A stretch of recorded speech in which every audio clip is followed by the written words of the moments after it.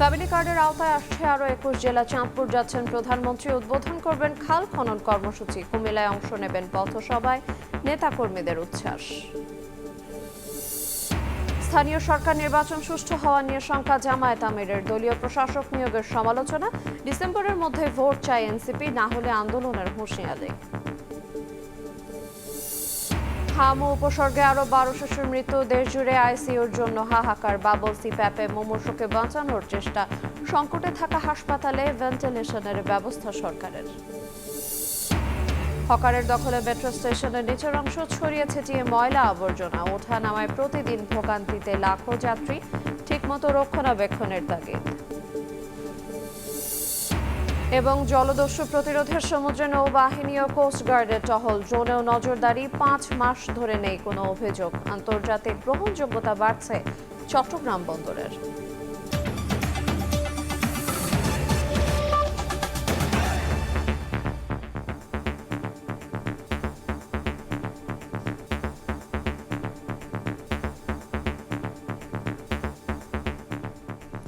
দেখছিলেন শিরোনাম। ভোরের সময় সঙ্গে আছে আইরিন আয়াত। খাল খনন কর্মসূচি উদ্বোধন করতে ২ দশক পর শনিবার চাঁদপুর সফরে যাচ্ছেন প্রধানমন্ত্রী তারেক রহমান। পাশাপাশি ভার্চুয়ালি আরও ২১ জেলায় যুক্ত হয়ে উদ্বোধন করবেন ফ্যামিলি কার্ড কর্মসূচির। এছাড়া কুমিল্লার পথসভাতেও যোগ দেওয়ার কথা রয়েছে তার। ২০ বছর পর শনিবার ইলিশের বাড়ি খ্যাত পদ্মা ও মেঘনাপাড়ের জনপদ চাঁদপুরে যাচ্ছেন প্রধানমন্ত্রী। উদ্বোধন করবেন খাল খনন কর্মসূচি। এছাড়া ভার্চুয়াল মাধ্যমে আরও ২১ জেলার সঙ্গে যুক্ত হয়ে উদ্বোধন করবেন ফ্যামিলি কার্ড কর্মসূচির। সফরসূচি অনুযায়ী রাজধানীর গুলশানের বাসভবন থেকে চাঁদপুরের উদ্দেশ্যে রওনা দেবেন প্রধানমন্ত্রী। যাত্রাপথে কুমিল্লার বরুড়া উপজেলার লক্ষ্মীপুর বাজার মাঠে পথসভায় যোগ দেওয়ার কথা রয়েছে তার। এ উপলক্ষে প্রয়োজনীয় প্রস্তুতি সেরেছেন জেলা ও উপজেলা প্রশাসন এবং স্থানীয় দলীয় নেতাকর্মীরা। জলাবদ্ধতা সহ যানজট সহ যে সকল সমস্যাগুলি আছে, এই সমস্যাগুলি ইতিমধ্যেই শেষ হওয়ার জন্য কাজ শুরু হয়ে গেছে।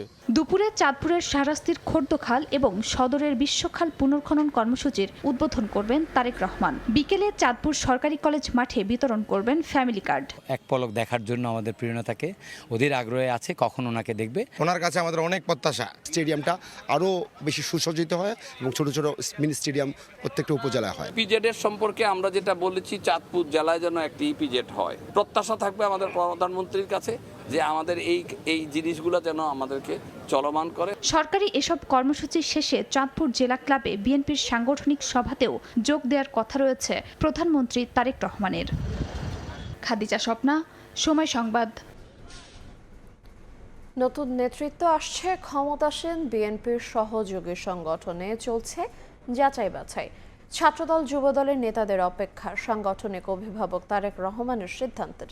বিএনপির সিনিয়র যুগ্ম মহাসচিব রুহুল কবির রিজভী জানিয়েছেন, সাংগঠনিক গতিশীলতা বাড়াতে দ্রুতই নিয়মিত কাউন্সিলে ফিরতে চায় বিএনপি। হাসান ওয়ালের রিপোর্ট। আওয়ামী শাসনের বিরুদ্ধে ১৬ বছর রাজপথের প্রমিথিউস হয়েছিল ছাত্রদল যুবদল সহ বিএনপির অঙ্গ সহযোগী সংগঠন। গণতন্ত্র ও ভোটাধিকার রক্ষার দীর্ঘ লড়াইয়ে জাতীয়তাবাদী আদর্শের নেতাকর্মী ও সমর্থকদের হতে হয় হামলা, মামলা, জেল জুলুমের শিকার। রাজপথের যোদ্ধাদের হার না মানার সাহসে ২৪-এর গণঅভ্যুত্থানে পতন হয় শেখ হাসিনার শাসনের। নানা চড়াই উতরাই পেরিয়ে নির্বাচনের মধ্য দিয়ে সরকারে এখন বিএনপি। শপথ করিতেছি যে ক্ষমতাসীন বিএনপি ও অঙ্গ সহযোগী প্রায় সব সংগঠন বর্তমানে মেয়াদ উত্তীর্ণ। নিয়মিত কাউন্সিল না হয় মূল দল সহ ১১টি অঙ্গ সহযোগী সংগঠনের মধ্যে 10টির মেয়াদ শেষ হয়েছে অনেক আগেই। নিয়মিত কমিটি গঠন প্রক্রিয়া থমকে যাওয়ার পেছনে আওয়ামী দুঃশাসনকে দুষছেন নেতাকর্মীরা। যুবদলের কেন্দ্রীয় কমিটি নতুন কমিটি হওয়ার ক্ষেত্রে সিদ্ধান্ত নেবেন জনাব তারেক রহমান। উনি আমাদের সাংগঠনিক অভিভাবক। নেতৃত্ব নির্বাচনে আমাদের সংগঠনও নিজস্ব আলাপ আলোচনার ব্যাপার আছে এবং আমাদের যে মূল সংগঠন বিএনপি ফাদার সংগঠন তাদেরও দিক নির্দেশনা এইসব মিলিয়ে আমরা এগুলো তৈরি হবে। আগামী যে যারাই নেতৃত্বে আসবে তারা ইনশাআল্লাহ দক্ষতার সহিত এটি করবে। আমাদের যে সকল প্রচেষ্টা আমরা চলমান রেখেছি।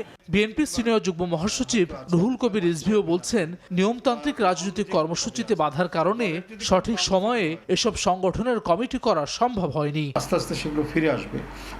নিয়মিত সম্মেলন, কাউন্সিল, নতুন কমিটি সেগুলো নিশ্চয়ই ইয়ে হতে থাকবে।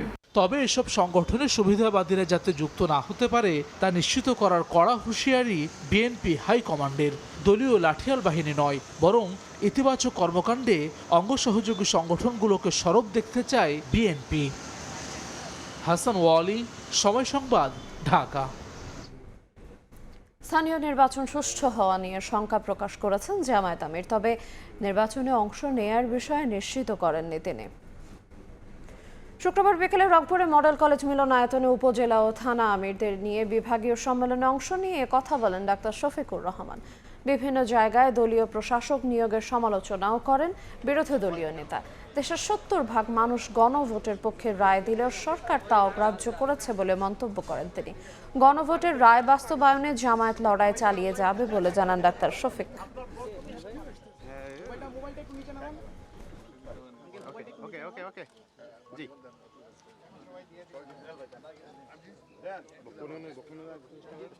আমরা সকল নির্বাচনে অংশগ্রহণ করেছি, এবারও আমরা ইনশাল্লাহ করব স্থানীয় সরকার নির্বাচনের সকল স্তরে। এবং এইটা নিয়ে আপনি বলছেন কোনো আশঙ্কা আছে কিনা? অবশ্যই আছে, কারণ আপনারা দেখেছেন জাতীয় নির্বাচনের পরে 2টা উপনির্বাচন হয়েছে, একটা শেরপুরে আর একটা বগুড়ায়। আপনারা সেখানকার চিত্র, কাণ্ড, কারখানা সবই দেখেছেন। আমরা এই ব্যাপারে শঙ্কিত যে আদৌ সুষ্ঠু নির্বাচন হবে কিনা। ইতিমধ্যে সরকারি দল অনেক উল্টাপাল্টা করে ফেলেছে। তারা গণভোটকে অগ্রাহ্য করেছে, তারা বাংলাদেশ ব্যাংকের গভর্নর পরিবর্তন করে অত্যন্ত দুর্বল বিতর্কিত একজন মানুষকে সেই সম্মানজনক জায়গায়, আমানতের জায়গায় বসিয়েছে। আপনারা দেখেছেন যে 42টা জেলায় তারা প্রশাসক নিয়োগ দিয়ে বসেছে। একটা ডেমোক্রেটিক প্রসেসে দেশ এখন আগাচ্ছে, এই সময় কেন প্রশাসক নিয়োগ দিতে হবে? ডিসেম্বরের মধ্যে স্থানীয় সরকার নির্বাচন না হলে আন্দোলনে যাবে এনসিপি। দলটির নেতারা বলছেন সিটি কর্পোরেশন নির্বাচনে জোটগতভাবে অংশ নেয়ার আলোচনা চলছে, তবে পৌরসভা ও ইউনিয়ন পরিষদ নির্বাচনে এককভাবে লড়বেন তারা। এর মধ্যে সম্ভাব্য প্রভাবশালী প্রার্থীদের দলে ভেড়াতে কাজও শুরু হয়েছে। নাজমুস সালেহের রিপোর্ট। জাতীয় নির্বাচনের পর থেকে এনসিপির নজর স্থানীয় সরকারে, এজন্য গঠন করা হয়েছে নির্বাচন পরিচালনা কমিটিও। সারা দেশে পৌরসভা ও সিটি কর্পোরেশনে নিজেদের বেশ কিছু সম্ভাব্য প্রার্থীও ঘোষণা করেছে দলটি। এনসিপির যুগ্ম আহ্বায়ক সারোয়ার তুষার বলছেন, সিটি নির্বাচনে জোটবদ্ধ হয়ে অংশ নেওয়ার আলোচনা চলছে। তাই চলতি বছরের ডিসেম্বরের মধ্যে স্থানীয় সরকারের ভোট না হলে আন্দোলনে নামার কথা বলছেন সার্জিস আলম। জাতীয় নির্বাচনে দেখেছি, ঢাকায় তো বটেই, ঢাকার বাইরেও এখানে এই জোটের ভোট বেশি, ফলে এটা ভাগ করাটা বুদ্ধিমানের কাজ হবে না। এই কারণে আমরা জোটগতভাবে ইলেকশন করতে চাই। আগামী 6 মাসের মধ্যে বিএনপি স্থানীয় নির্বাচনের প্রস্তুতি নিয়ে স্থানীয় নির্বাচনটা দিবে। তারা যদি এটা না করে তাহলে আমাদের সংসদ থেকে শুরু করে রাজপথ, আমাদের এই দাবি হয়তো আদায় করে নিতে হবে। স্থানীয় সরকার নির্বাচন সামনে রেখে তৃণমূলে সাংগঠনিক শক্তি বাড়ানো ও এলাকা ভিত্তিক সম্ভাব্য প্রভাবশালী প্রার্থীদের দলে ভেড়াতে মাঠে নেমেছে জাতীয় নাগরিক পার্টি।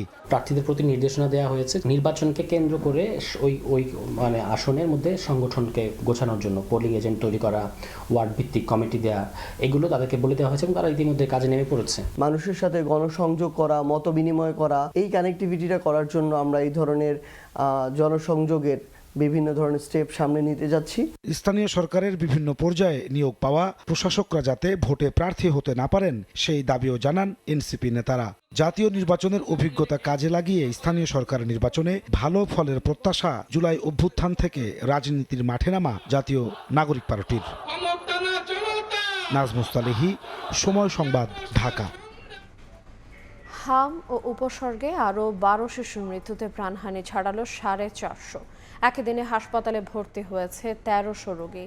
এরই মধ্যে দেশ জুড়ে দেখা দিয়েছে শিশুদের আইসিইউ সংকট। বিকল্প হিসেবে বাবল সিপ্যাপে চলছে চিকিৎসা।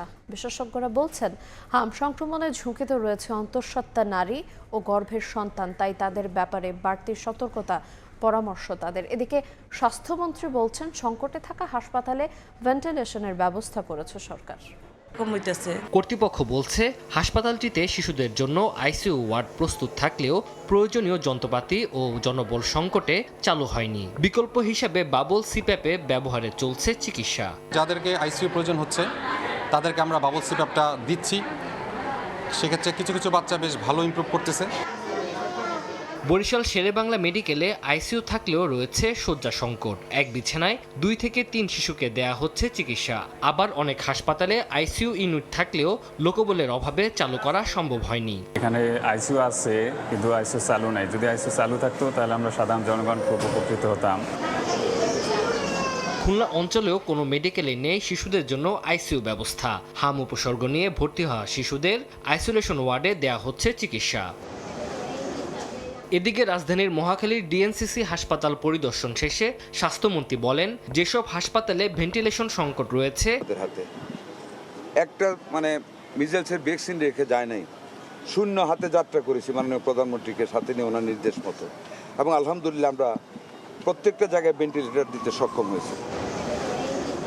এদিকে হামের অতি সংক্রমণে ঝুঁকিতে রয়েছে অন্তঃসত্ত্বা নারী ও গর্ভের সন্তান। চিকিৎসকরা বলছেন, কোনো অন্তঃসত্ত্বা হামে আক্রান্ত হলে সন্তান জন্ম নিতে পারে জন্মগত ত্রুটি ও বিকলাঙ্গ হয়ে। গর্ভবতী মায়ের চেয়ে বেশি ঝামেলা হয় গর্ভস্থদের সন্তান, বিশেষ করে ফার্স্ট ট্রিমেস্টার বলে প্রথম 3 মাস হলে ঝুঁকিটা কিন্তু সবচেয়ে বেশি। হামের সংক্রমণ ঠেকাতে সরকার দ্রুত টিকা দেওয়ার চেষ্টা করছে উল্লেখ করে মন্ত্রী জানান, টিকার সুফল পেতে আরও কিছু সময় লাগবে।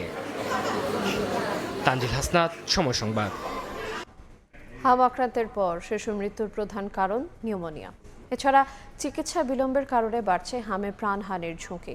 শুক্রবার সকালে রাজধানীর মিন্টো রোডে হামজনিত নিউমোনিয়ায় করণীয় সম্পর্কে সেমিনারে কথা জানান বিশেষজ্ঞরা। জেলা উপজেলায় ফিভার কর্নার স্থাপনের পরামর্শ তাদের। প্রতিদিন হাম এবং হাম পরবর্তী জটিলতায় শিশু মৃত্যুর ঘটনায় উদ্বিগ্ন গোটা জাতি। এমন পরিস্থিতিতে শুক্রবার সকালে রাজধানীর মিন্টো রোডে এক সেমিনারের আয়োজন করেন বিশেষজ্ঞ চিকিৎসকরা, যেখানে হামজনিত নিউমোনিয়ায় করণীয় সম্পর্কে আলোচনা করেন তারা। এ সময় চিকিৎসকরা বলেন, হাম পরবর্তী জটিলতা হিসেবে ফুসফুসের সংক্রমণ বা নিউমোনিয়ায় আক্রান্ত হচ্ছে 5 থেকে 7% শিশু, যাদের মধ্যে পুষ্টিহীনতা কিংবা চিকিৎসা নিতে দেরি হয় পরিস্থিতি নিয়ন্ত্রণের বাইরে চলে যায়। হামে আক্রান্ত রোগীদের শরীরের রোগ প্রতিরোধ ক্ষমতা ব্যবস্থা খুবই ব্যাহত হয়, রোগ জীবাণুকে চিনতে পারে না। 95% ভালো হইলে ওই যে 5% তার মধ্যে কিন্তু এই নিউমোনিয়া হচ্ছে, ডায়রিয়া হচ্ছে। এদিকে দেশে প্রতি বছর প্রায় 24,000 শিশু নিউমোনিয়ায় আক্রান্ত হয়ে মারা যায় উল্লেখ করে বিশেষজ্ঞ চিকিৎসকরা নিউমোনিয়ায় আক্রান্তদের প্রতি বাড়তি নজরদারির আহ্বান জানান। একই সঙ্গে দেশের প্রতিটি অঞ্চলে ফিভার কর্নার স্থাপনের পরামর্শ দিয়ে চিকিৎসকরা বলেন, এর মাধ্যমে দ্রুত রোগ শনাক্ত করে আক্রান্ত শিশুকে চিকিৎসার আওতায় আনা সম্ভব হবে। দেশের প্রত্যন্ত অঞ্চলে উপজেলা, জেলা এবং বিভাগীয় পর্যায়ে স্বাস্থ্যকেন্দ্রগুলোতে ফিভার কর্নার স্থাপনের মাধ্যমে হাম প্রবণ এলাকা চিহ্নিত করা, আর্লি চিকিৎসা যদি করতে পারে, with given antibiotics and other supports, oxygen support সব কিছু দিয়ে দিতে পারে, তাহলে কিন্তু আমাদের এইটা মৃত্যু কমিয়ে আনা অনেকখানি সম্ভব। এদিকে হামের মতো একই লক্ষণ নিয়ে অনেক রোগী চিকিৎসা নিতে আসলেও এসব রোগের ভাইরাস শনাক্তে কাজ চলছে বলে জানান বিশেষজ্ঞ চিকিৎসকরা। আমরা দেশের বক্ষব্যাধি বিশেষজ্ঞগণ। মাইমুনা হায়দার চৌধুরী, সময় সংবাদ, ঢাকা। ঝকঝকে স্টেশন, আধুনিক সেবা আর দ্রুত যাতায়াত সব মিলে রাজধানী ভাষার স্বস্তির নাম মেট্রো রেল। তবে স্টেশনের নিচের অংশ হকারদের দখলে, ছড়িয়ে ছিটিয়ে ময়লা আবর্জনা, ভোগান্তিতে অতিষ্ঠ যাত্রী। মেট্রো স্টেশনের নিচের অব্যবস্থাপনা নিয়ে খলিলুর রহমানের ছবিতে শাহিন আলমের রিপোর্ট। রাজধানীর ব্যস্ত জীবনে অস্বস্তির কাঁটা, তীব্র যানজট, প্রতিদিন নষ্ট হচ্ছে 82 লাখ কর্মঘণ্টা, গতিহীনতায় আর্থিক ক্ষতিও বিপুল। এই দুর্ভোগে 2022 সালে স্বস্তি হয়ে আসে মেট্রো রেল। উত্তরা থেকে মতিঝিল যেতে লাগছে মাত্র 35 মিনিট। 16টি মেট্রো স্টেশনের প্রতিটি ঝকঝকে ও আধুনিক, কিন্তু উল্টো চিত্র নিচের অংশে। গড়ে উঠেছে অস্থায়ী দোকানপাট, চারদিকে ছড়িয়ে ছিটিয়ে ময়লা আবর্জনা। হকারদের দৌরাত্মে স্টেশনে ওঠানামায় ভোগান্তিতে যাত্রীরা। অফিস সময় কঠিন হয়ে পড়ে স্বাভাবিক চলাচল। হকারদের যেটা আধিপত্য আপনার ফুটপাতের উপরে, মনে করেন যে 80% রাস্তা ওরাই দখল করে রাখে। ফুটপাতের কারণে আসলে অনেক ভিড় হয়ে যায়, যার কারণে আমাদের চলাফেরাতে সমস্যা হয়। এখানের পরিবেশটা একেবারে ফিল আপ করে ফেলে ওনারা, আমরা দ্রুত সময়ে যাইতে পারি না, এখানে খুবই প্রবলেম হয়। সমস্যা তৈরির কথা স্বীকার করলেও বিকল্প ব্যবস্থা না হলে স্থান ছাড়া সম্ভব নয় বলছেন হকাররা। আমি যে এইটা করি, এটা কি আমার ইচ্ছাই করি, আমার পেটের কষ্টে করি, কিন্তু আমাদের মাটির নিচে তো কোনো মাটি নেই। যদি মনে করে ভোগান্তি তাহলে ভোগান্তি, আর যদি মনে করে না ভোগান্তি না তাহলে ভোগান্তি। আমরা কিন্তু বেশি জড়াই নাই, মানে অল্প কিছু নিয়ে আমরা করতেছি। স্টেশনের নিচের অব্যবস্থাপনা নিয়ে ক্যামেরার সামনে কথা বলতে রাজি নয় মেট্রো কর্তৃপক্ষ। টেলিফোনে নাম প্রকাশে অনিচ্ছুক এক কর্মকর্তা বলেন, নিচের অংশ দেখভালের দায়িত্ব সিটি কর্পোরেশনের। নিচের রাস্তাটা আসলে সিটি কর্পোরেশনের, সো নিচের রাস্তা ফুটপাত এইটার উপরে মেট্রো রেল অ্যাকচুয়ালি কোনো কিছু কি করতে পারে না।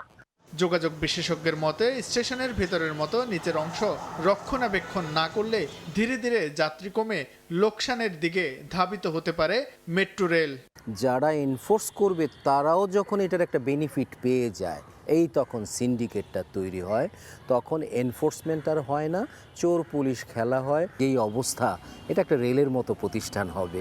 প্রতিদিন গড়ে 4.5 লাখ মানুষ পরিবহন করে মেট্রো রেলে। মেট্রো স্টেশনের উপরটা ফিটফাট, তবে নিচটা সদরঘাট, এবং এখানে যারা যাত্রীরা রয়েছেন তাদের প্রত্যাশা উপরের ন্যায় নিচটাও হবে ঝকঝকে তকতকে। মিরপুর 10 স্টেশন থেকে শাহিন আলম, সময় সংবাদ, ঢাকা। ভারত ও চীন আগ্রহের দোলাচলে বাংলাদেশ। পানি সম্পদ মন্ত্রী জানিয়েছেন, পূর্ণাঙ্গ সমীক্ষা এবং জাতীয় অগ্রাধিকার নির্ধারণের পরই বিদেশি অংশীদারিত্ব বা অর্থায়নের সিদ্ধান্ত হবে। আন্তর্জাতিক সম্পর্ক বিশ্লেষকদের মতে, তিস্তার প্রশ্নে ভারসাম্যপূর্ণ কূটনীতির মাধ্যমে জাতীয় স্বার্থের সঙ্গে সমন্বয় করাই বড় চ্যালেঞ্জ।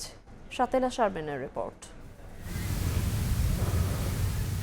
এক সময়ের জলটলমলে তিস্তা এখন নিজেই ভুগছে খরায়। উজানে ভারতের গজলডোবা ব্যারেজ নির্মাণ তিস্তাকে শুধু মৃত্যুর দিকে ঠেলে দেয়নি, ক্ষতিগ্রস্ত করেছে উত্তরাঞ্চলের অর্থনৈতিক স্থিতি, সামাজিক ভারসাম্য, যার প্রভাব বহন করছেন 2 কোটিরও বেশি মানুষ। এ প্রেক্ষাপটে তিস্তা নদী সমন্বিত ব্যবস্থাপনা ও পুনরুদ্ধার প্রকল্প হাতে নেয় বাংলাদেশ। শুধু অবকাঠামোগত উন্নয়ন পরিকল্পনা নয়, এটি জল নিরাপত্তা, কৃষি উৎপাদন এবং বন্যা নিয়ন্ত্রণের সঙ্গে সরাসরি যুক্ত কৌশলগত উদ্যোগ। সবশেষ 6 মে বেইজিং সফরে পররাষ্ট্রমন্ত্রী ডক্টর খলিলুর রহমান চীনের পররাষ্ট্রমন্ত্রী ওয়াং ইর সঙ্গে বৈঠকে তিস্তা প্রকল্পে দেশটির কারিগরি এবং আর্থিক সহযোগিতা নিয়ে আলোচনা করেন। এরপর নয়াদিল্লির কূটনৈতিক মহল বিষয়টিকে নতুন করে পর্যবেক্ষণ শুরু করে। তবে পানি সম্পদ মন্ত্রী বলছেন, তিস্তা প্রকল্পের সম্ভাব্যতা যাচাই এখনো সম্পূর্ণ হয়নি। এই মুহূর্তে আসলে কথা বলার মতো দৃশ্যমান তিস্তা মহাপরিকল্পনা নিয়ে একেবারে ইমিডিয়েট কোনো সিদ্ধান্ত দিয়ে দেওয়া, এই ধরনের কোনো অবস্থান তৈরি হয়নি। আন্তর্জাতিক সম্পর্ক বিশ্লেষকদের মতে, তিস্তা প্রকল্পে উন্নয়ন অগ্রাধিকার, আঞ্চলিক ভারসাম্য এবং কৌশলগত স্বার্থ, এই 3টি বিষয় সমন্বয় করে অগ্রসর হতে হবে।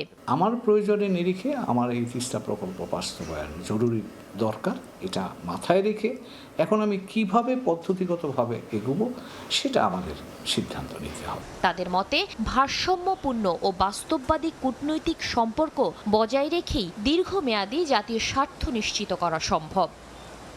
জনগুরুত্বপূর্ণ এই প্রকল্পে প্রতিবেশী রাষ্ট্র ভারত এবং চীনের আগ্রহকে সামলাতে হবে কূটনৈতিকভাবে, এবং সর্বোপরি এই প্রকল্পকে দ্রুততার সঙ্গে এগিয়ে নিয়ে যেতে হবে। শাতিলা শারমিন, সময় সংবাদ, ঢাকা। জ্বালানি খাতে কৌশলগত সহযোগিতার লক্ষ্যে যুক্তরাষ্ট্রের সঙ্গে সমঝোতা স্মারক সই করেছে বাংলাদেশ। বৃহস্পতিবার স্থানীয় সময় সকালে ওয়াশিংটন ডিসিতে এই সমঝোতা স্মারক সই করেন পররাষ্ট্রমন্ত্রী খলিলুর রহমান ও মার্কিন জ্বালানি মন্ত্রী ক্রিস রাইট। এর ফলে যুক্তরাষ্ট্রের এলএনজি, এলপিজি এবং অন্যান্য জ্বালানি পণ্য সাশ্রয়ী মূল্যে আমদানি সম্ভব হবে বলে জানান পররাষ্ট্রমন্ত্রী। যুক্তরাষ্ট্র থেকে হাসানুজ্জামান সাকির রিপোর্ট। বাংলাদেশ ও যুক্তরাষ্ট্রের মধ্যে জ্বালানি সহযোগিতা বিষয়ে সমঝোতা স্মারক অনুষ্ঠানে উপস্থিত পররাষ্ট্রমন্ত্রী খলিলুর রহমান ও মার্কিন জ্বালানি মন্ত্রী ক্রিস রাইট। বৃহস্পতিবার সকালে ওয়াশিংটন ডিসিতে যুক্তরাষ্ট্রের জ্বালানি বিভাগে সমঝোতা স্মারকে 2 দেশের পক্ষে স্বাক্ষর করেন তারা। অনুষ্ঠানে সমঝোতা স্মারককে ক্রমবর্ধমান বাংলাদেশ মার্কিন সম্পর্কের আরেকটি মাইল ফলক হিসেবে অভিহিত করেন পররাষ্ট্রমন্ত্রী। তিনি এই উদ্যোগের প্রতি সমর্থনের জন্য প্রধানমন্ত্রী তারেক রহমান এবং মার্কিন প্রেসিডেন্ট ডোনাল্ড ট্রাম্পকে ধন্যবাদ জানান। This is a great day in our আমি বিশ্বাস করি এই সমঝোতা স্মারক আমাদের দীর্ঘমেয়াদী জ্বালানির প্রাপ্তি ও জ্বালানি নিরাপত্তা নিশ্চিত করবে। MOU স্বাক্ষরকে বাংলাদেশ মার্কিন সম্পর্কের ক্ষেত্রে একটি ঐতিহাসিক অগ্রগতি হিসেবে উল্লেখ করেন মার্কিন জ্বালানি মন্ত্রী। এটি বাস্তবায়নে ডিপার্টমেন্ট অব এনার্জির চমৎকার একটি দল কাজ করছে। আমি অত্যন্ত আনন্দিত যে আমাদের দুই দেশকে আরো কাছাকাছি আনার এই সুযোগ তৈরি হয়েছে।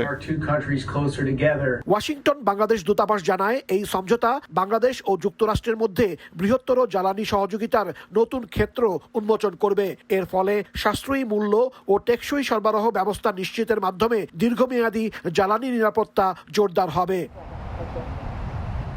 এমন এক সময়ে এই সমঝোতা স্মারকটি স্বাক্ষরিত হলো যখন মধ্যপ্রাচ্যে সংঘাতের কারণে বাংলাদেশ সহ বিশ্বের অনেক দেশ তাদের জ্বালানি নিরাপত্তা নিশ্চিত করার ক্ষেত্রে গুরুতর চ্যালেঞ্জের সম্মুখীন হচ্ছে। হাসানুজ্জামান সাকি, সময় সংবাদ, যুক্তরাষ্ট্র। জাতিসংঘ সাধারণ পরিষদ নির্বাচনের সভাপতি পদে বাংলাদেশের সমর্থন দিয়েছে ব্রাজিল। পাশাপাশি ব্রিক্সে অন্তর্ভুক্তিরও আশ্বাস দিয়েছে ল্যাটিন আমেরিকার এই দেশটি। স্থানীয় সময় বৃহস্পতিবার দেশটির পালাসিও দা প্লানলাতোতে ব্রাজিলের প্রেসিডেন্ট লুলা দা সিলভার প্রধান উপদেষ্টা সেলসো আমোরিমের সঙ্গে বৈঠক করেন প্রধানমন্ত্রীর পররাষ্ট্র উপদেষ্টা হুমায়ুন কবির। ঢাকা ব্রাসিলিয়ার সম্পর্ককে কৌশলগত অংশীদারিত্ব, বহুপাক্ষিক সহযোগিতা এবং গ্লোবাল সাউথের সংহতির নতুন উচ্চতায় উন্নীত করার অঙ্গীকার করেন তারা। দুই দেশের মধ্যে সরাসরি উচ্চ পর্যায়ের রাজনৈতিক সংলাপ ও কৌশলগত সমন্বয় আরও গভীর করতে নিয়মিত বৈঠকের প্রাতিষ্ঠানিক প্ল্যাটফর্ম গঠনের প্রস্তাব দেন ব্রাজিল প্রেসিডেন্টের উপদেষ্টা সেলসো আমোরিম।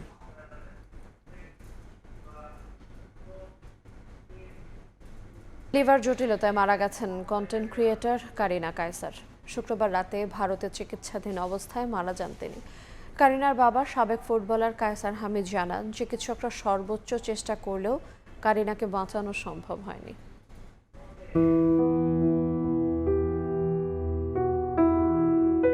31-এই থেমে গেল জীবনের গল্প।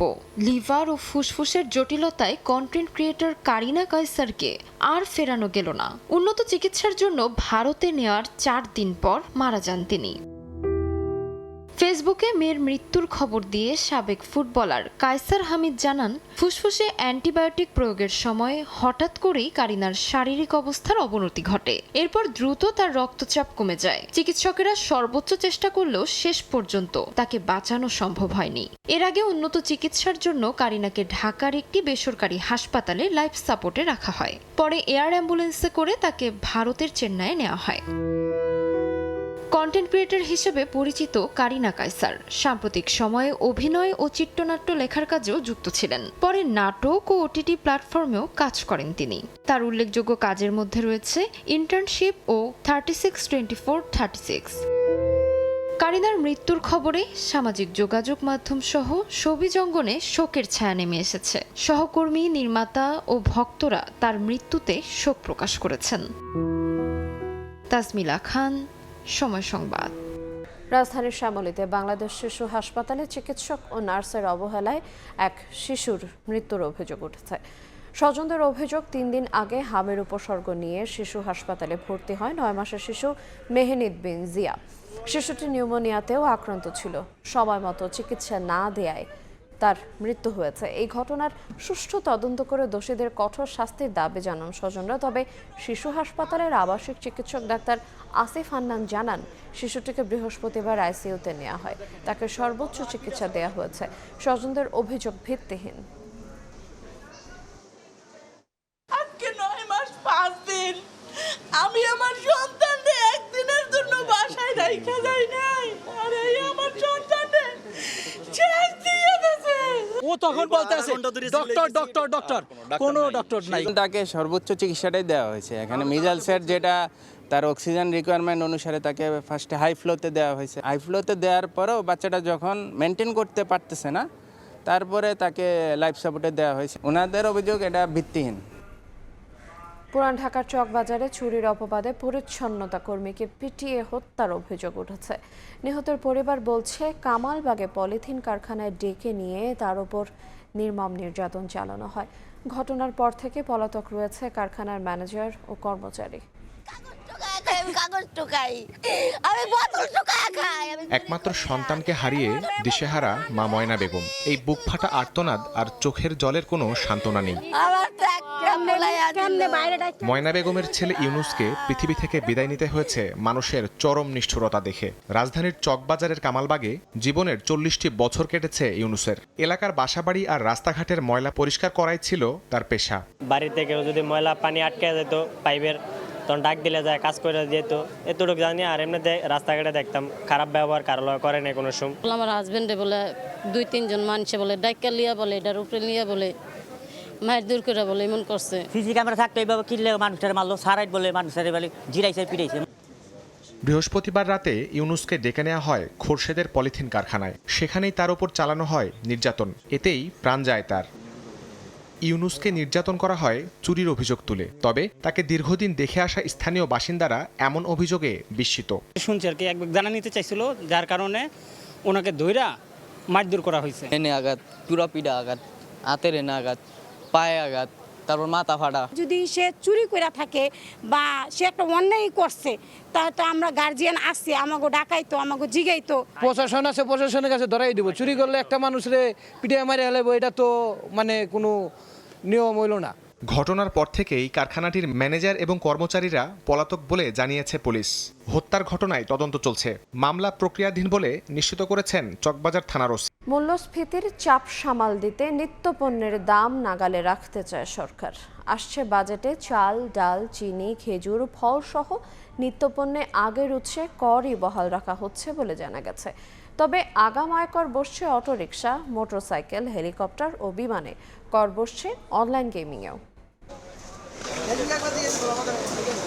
গেল কয়েক বছর ধরেই দেশে খাদ্য মূল্যস্ফীতি ঊর্ধ্বমুখী, যা ঘোরাফেরা করছে 10% আশেপাশে। চলতি অর্থ বছরের বাজেটে দ্রব্যমূল্য স্থিতিশীল রাখতে চাল, ডাল, চিনি, খেজুর, ফলসহ 28টি পণ্যে উৎসে কর কমিয়ে 0.5% নির্ধারণ করা হয়েছিল। রাজস্ব বাড়াতে আসছে 2026-27 অর্থ বছরের বাজেটে এনবিআর তা 1% করার প্রস্তাব দিলেও সেখানে সায় দেয়নি সরকার।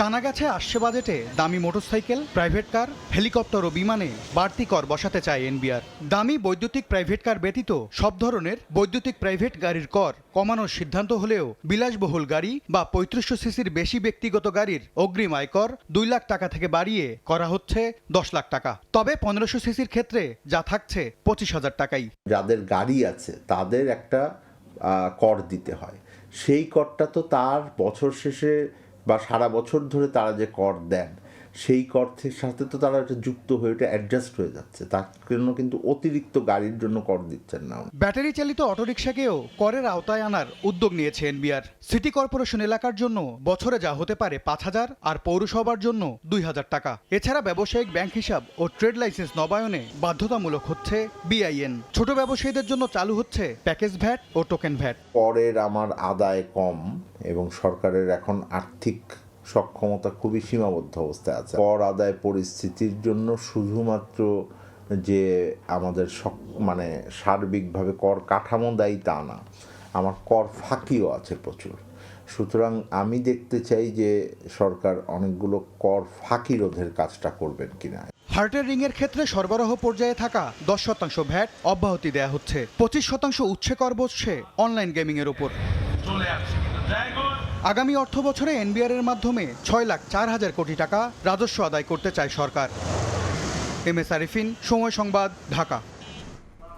আসছে বাজেটে আরও বাড়ছে করমুক্ত আয়সীমা। অন্তর্বর্তী সরকারের বাড়ানো সীমার সঙ্গে আরও 50,000 টাকা যুক্ত করে করমুক্ত আয়সীমা 4 লাখ টাকা করার সিদ্ধান্ত নিতে যাচ্ছে বর্তমান বিএনপি সরকার।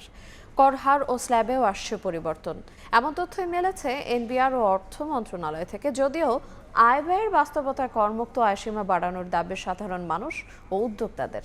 হার না বাড়িয়ে জাল বাড়ানোর পরামর্শ অর্থনীতিবিদদের। ফরহাদুর রহমানের রিপোর্ট।